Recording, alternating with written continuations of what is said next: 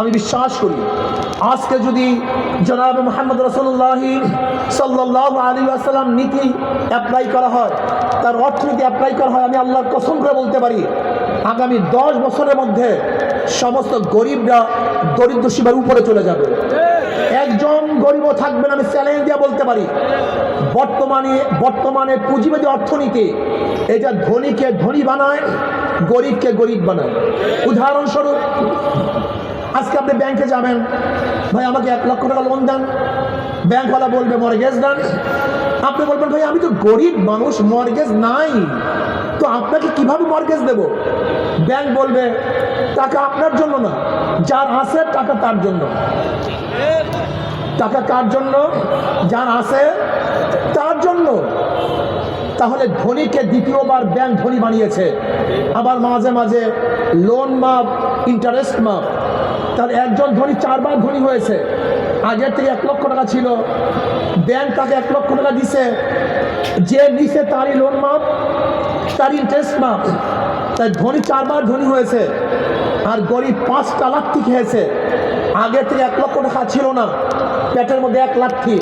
Bank তাকে 1 লক্ষ টাকা দেয় নাই, 2 লাথি। তার লোন মাফ হয় নাই, 3 লাথি। তার ইন্টারেস্ট মাফ হয় নাই, 4 লাথি। শুধু কি তাই, যেই বড় লোকের টাকা মাফ করা হয়েছে, বাংলাদেশ ব্যাংকে সেই টাকা থাকলে বাংলাদেশের নাগরিক হিসাবে গরিবরও সে অংশী ছিল, কিন্তু বড় লোকদের মাফ করার কারণে তার পেটের মধ্যে আর 1 লাথি, 5 লাথি।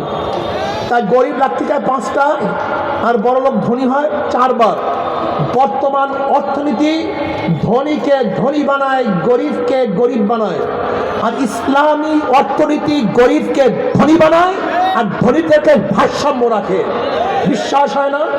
ইসলামী অর্থনীতি সব গরিবদের জন্য, জাকাত গরিবদের জন্য, ফিতরা গরিবদের জন্য, সদকা গরিবদের জন্য, ওশর গরিবদের জন্য, দান গরিবদের জন্য। গোটা ইসলামের অর্থনীতি গরিবদেরকে ধনী বানাবার জন্য। আর কপাল পরা মুসলমান যে ইসলামী অর্থনীতি অ্যাপ্লাই করতে চায় না, ইসলামকে পছন্দ করে না, এর জন্য দরিদ্র সীমার নিচেই রয়ে গেছে, দরিদ্র সীমার উপরে উঠতে পারছে না। এই জন্য বলবো আমার গরিব বন্ধুরা, আসুন ইসলামী অর্থনীতি অ্যাপ্লাই করুন, দেখবেন সবাই ধনী হয়ে যাবে। আজকে যাদেরকে আমরা ক্ষমতায় নেই, তারা কি করে? আঙ্গুর ফুলে কলা গাছ নয়, বট গাছ হয়। আজকে বাংলাদেশ থেকে 14 লক্ষ কোটি টাকা পাচার করেছে। আজকে বাংলাদেশ ব্যাংক থেকে ওরা লুটপাট করে 98,000 কোটি টাকা ব্যাংক থেকে লুটপাট করেছে। আপনি কি জানেন আজকে এখানে যারা দাঁড়ানো আছেন, প্রত্যেকের মাথার উপরে 1.5 লক্ষ টাকা ঋণ।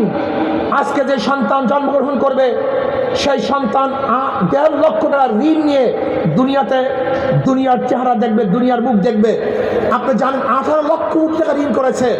আজকে বাংলাদেশের ব্যাংকগুলি সব লুটপাট করে ফেলেছে। আজকে মানুষ হাহাকার করতেছে। আর জনাব মুহাম্মদ রাসূলুল্লাহ সাল্লাল্লাহু আলাইহি ওয়াসাল্লাম এমন অর্থনীতি অ্যাপ্লাই করেছেন, ওমর ইবনে খাত্তাব রাদিয়াল্লাহু তাআলা জামানায় যাকাত দিয়া ঘুরছে, কিন্তু যাকাত গ্রহণ করবে এরকম কোন মানুষ পাওয়া যায় নাই। সব দরিদ্র সীমার উপরে, সব ধনী হয়ে গেছে। ইসলামী অর্থনীতি গরিবদেরকে ধনী বানায়। আসুন আমরা ইসলাম অনুযায়ী অর্থনীতি বাস্তবায়ন করি, তাহলে সবাই ধনী হয়ে যাব। ইসলাম কি? ইসলাম এমন এক সৌন্দর্যতা, ইসলাম এমন এক কানুন, ইসলাম এমন এক নিয়ম, যেই নিয়মের মধ্যে সরকারের দায়িত্বে থাকবে সমস্ত মিসকিনরা। মিসকিনের দায়িত্ব নেবে সরকার, এতিমদের দায়িত্ব নেবে সরকার, বিধবাদের দায়িত্ব নেবে সরকার। আজকে যেই মেধাবীরা, গরিব, শ্রমিক, তাঁতি, মজদুরদের সন্তানেরা মেধাবী, কিন্তু অর্থের কারণে উচ্চ ডিগ্রি অর্জন করতে পারছে না, সরকার তাদেরকে খরচ দিয়ে উচ্চ ডিগ্রি অর্জন করার ব্যবস্থা করে দিবে। ইসলাম যদি ক্ষমতা আসে, তাহলে আমার মা বোনেরা ধনী হয়ে যাবে। আমরা অনেকেই মনে করি ইসলাম ক্ষমতা আসলে মহিলাদের অবস্থাটা কি হবে? আপনি কি জানেন জনাব মুহাম্মদ রাসূলুল্লাহ সাল্লাল্লাহু আলাইহি ওয়াসাল্লাম সর্বপ্রথম ব্যবসা শুরু করছেন আম্মাজান খাদিজা কুবরা রাদিয়াল্লাহু তাআলা আনহার অর্থের মাধ্যমে, ব্যবসার মাধ্যমে। কাজ যদি ইসলাম ক্ষমতা আসে, আমার মা বোনেরাও ব্যবসা করতে পারবে, তারা ইসলামী নিয়ম অনুযায়ী বড় বড় ধনী হয়ে যাবে। যদি ইসলামী অর্থনীতি অ্যাপ্লাই করি, ইসলামী কানুন অ্যাপ্লাই করি, তাহলে মা বোনেরা ধনী হবে, শ্রমিকরা ধনী হবে, কুলিরা ধনী হবে, মজদুররা ধনী তৈরি হবে। আমি বিশ্বাস করি ইসলামী অর্থনীতি যদি অ্যাপ্লাই করা হয় তাহলে বাংলাদেশে 53 বছর স্বাধীন হওয়ার পরেও যদি আজকে শ্রমিকরা তাদের অধিকার আদায়ের জন্য রাস্তায় নামে, আজকেও জীবন দেয়, আজকেও অ্যাসাল্ট হয়, তাহলে বাংলাদেশের স্বাধীনতা ব্যর্থ হয়েছে।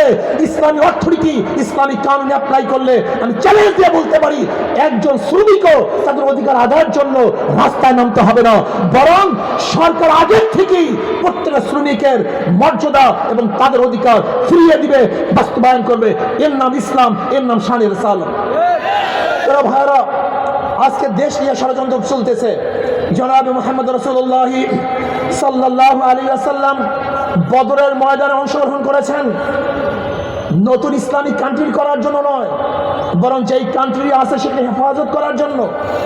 উহুদের মধ্যে অংশগ্রহণ করেছেন নতুন ইসলামী বিপ্লবের জন্য নয়, বরং যে ইসলামী হুকুমত আছে সেইটাকে সংরক্ষণ করার জন্য। খন্দকের মধ্যে অংশগ্রহণ করেছেন মদিনাকে সংরক্ষণ করার জন্য। আজকেও আমাদের ভূখণ্ড নিয়ে ষড়যন্ত্র চলতেছে। মনে রাখতে হবে, পার্বত্য অঞ্চলে আমাদের ভূখণ্ড নিয়ে ষড়যন্ত্র চলতেছে। তারা সেখানে স্বাধীনতা যাচ্ছে, তারা সেখানে স্বতন্ত্রভাবে আইন চাচ্ছে। এটা কিসের আলামত? আমি বাংলাদেশের অন্তর্বর্তীকালীন সরকারকে বলবো, আপনি পার্বত্য অঞ্চলের দিকে খেয়াল করুন। কারা আমাদের ভূখণ্ডকে নষ্ট করার জন্য, ভূখণ্ডকে আলাদা করার জন্য চক্রান্ত করতেছে। কঠোর হস্তে দমন করুন।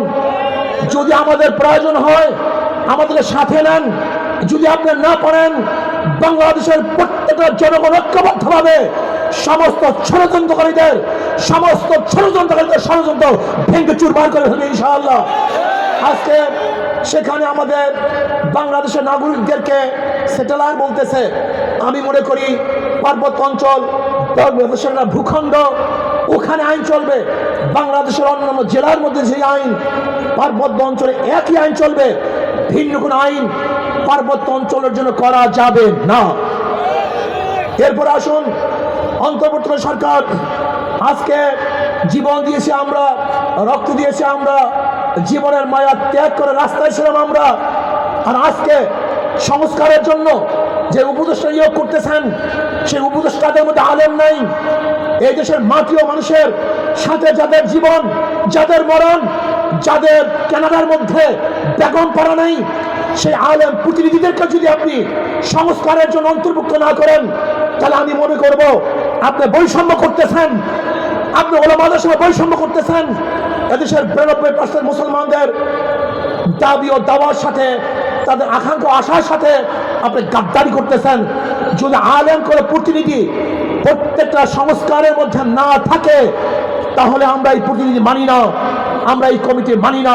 এই কমিটি প্রত্যাখ্যান করতে হবে। এদেশের মাটি ও মানুষের সাথে যাদের সম্পৃক্ত, নারীর সাথে যাদের সম্পৃক্ত, সে ওলামায়ে কেরামকে অবশ্যই সামনে রাখতে হবে। আজকে আমরা দেখলাম শিক্ষা ব্যবস্থা সংস্কারের জন্য যেই কমিটি গঠন করা হয়েছে, সেই কমিটি এদেশের মাটি ও মানুষের আশা এবং আকাঙ্ক্ষার বাস্তবায়ন ঘটাতে পারবেন না। কাজে আমাদের দাবি উপেক্ষা করুন। আমাদের দাবি যদি আপনি উপেক্ষা করেন, আমি অন্তর্বর্তীকালীন সরকারকে বলবো, যদি এই ওলামায়ে কেরাম বাংলাদেশের 92% মুসলমান আপনার বিরুদ্ধে আওয়াজ তুলে, আপনি 1 সেকেন্ডও গতিতে থাকতে পারবেন না। কাজে এদেশের মাটি ও মানুষের সাথে বেঈমানি করবেন না, তাদের মতের খেলাফ কোনো কাজ করবেন না। আশা করি ইসলামী আইন বাস্তবায়ন হলে এদেশের মানুষ শান্তি পাবে। জেলে, তাঁতি, কামার, ঋষি, চামার, শ্রমিক, মজদুর, ধনী, গরিব, শিক্ষিত, মূর্খ, পুরুষ এবং মহিলা সমস্ত মানুষের অধিকার বাস্তবায়ন হবে। কাজে আল্লাহ পাক আমাদেরকে জনাবে মুহাম্মদ রাসূলুল্লাহ সাল্লাল্লাহু আলাইহি ওয়াসাল্লাম আদর্শ বাস্তবায়নের চেষ্টা করার এবং জীবন দেওয়ার তৌফিক দান করেন। আমা আলাইনা ইল্লাল বালাগ। আসসালামু আলাইকুম ওয়া রাহমাতুল্লাহি ওয়া বারাকাতুহু।